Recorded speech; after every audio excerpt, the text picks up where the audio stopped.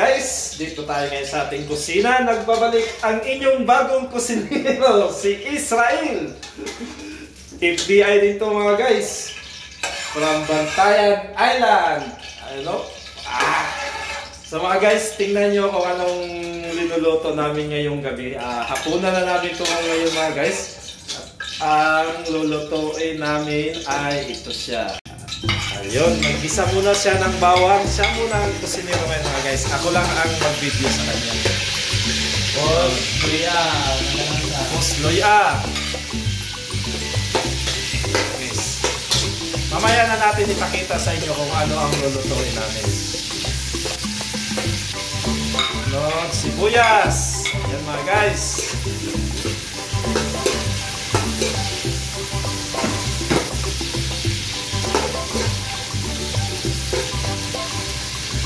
Sunod, siling haba. Yun.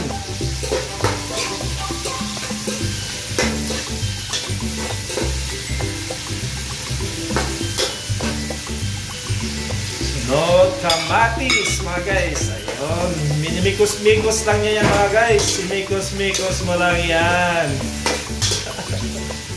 Ayun, mikos-mikos mo lang natin mga guys.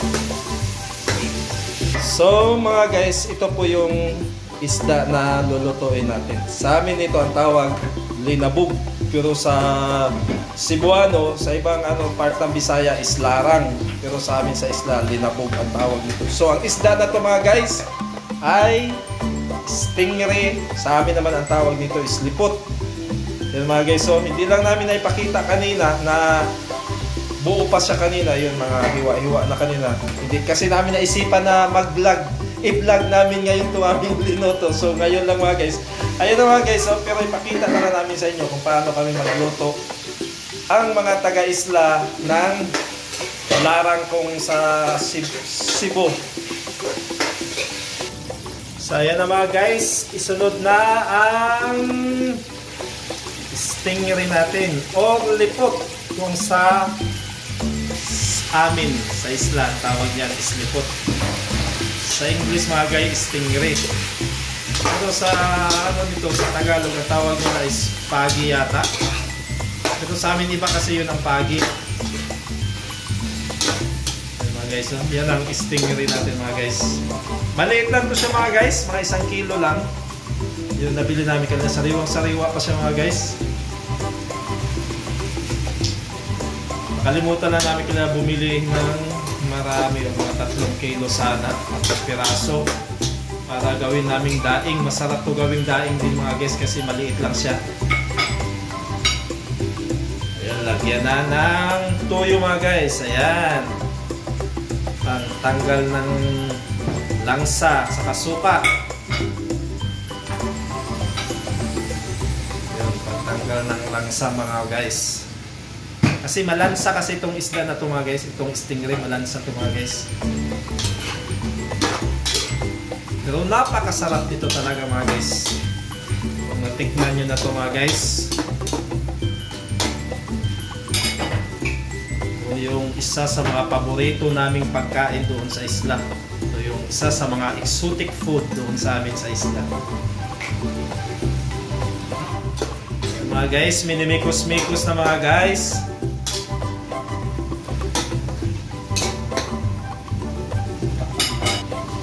So ayun na mga guys, linagyan na natin ng tubig. Yan. Madali lang kasi ito maluto mga guys kasi maliit lang ito siya mga guys. 1 kilo lang kasi itong isang piraso. So malambot lang siya mga guys. Ang lang dito, tanggalin lang muna natin ang lansa. Tapos niyan, yan, sinabawan na. Yan, sinabawan na mga guys.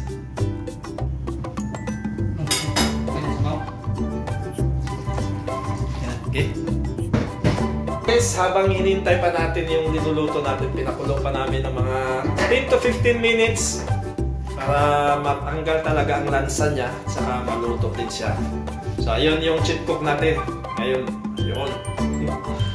Kapitbahay din namin yan mga guys, taga-isla din to. Ayun, no?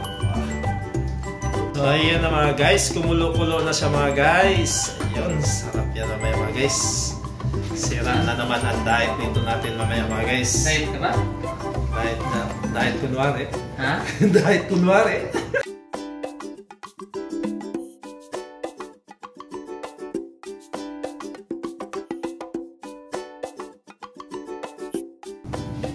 Yun ang isa din na magpatanggal ng lansa mga guys. Malapit na yan. So yun na mga guys. Luto na to siya mga guys. Yun na. Ano natin 15 minutes para ma-mix. So yan na mga guys. Final na mga guys. Tikman na niya mga guys.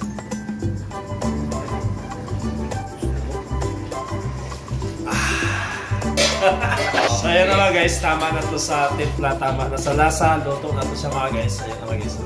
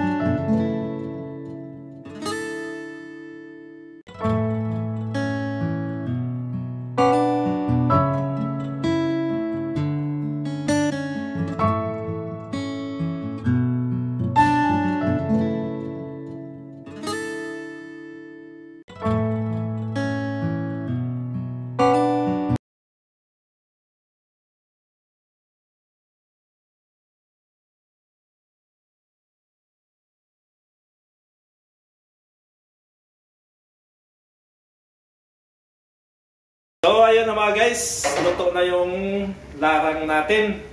Ayun, luto na. Ito yung kusinero natin, yan. So luto na siya mga guys. Dito naman nagtatapos ang vlog natin sa mga gabing ito. Ayun, binuhat na. Ayun mga guys. So dito naman nagtatapos ang mga vlog natin sa mga gabing ito mga guys. Maraming salamat sa walang sawang pagsuporta ninyo sa aking channel. Mula umpisa hanggang dulo, sinasamahan ninyo ako. And sa aking mga silent viewers, sa aking mga kapwa OFW, sa sulok man ng mundo, maraming salamat sa inyong lahat. Higit sa lahat, ating Panginoong Hesus, maraming salamat. And this is it, yours truly, Michael Variety Show. Saying goodbye and God bless us always. Much love. I love you all. Babus.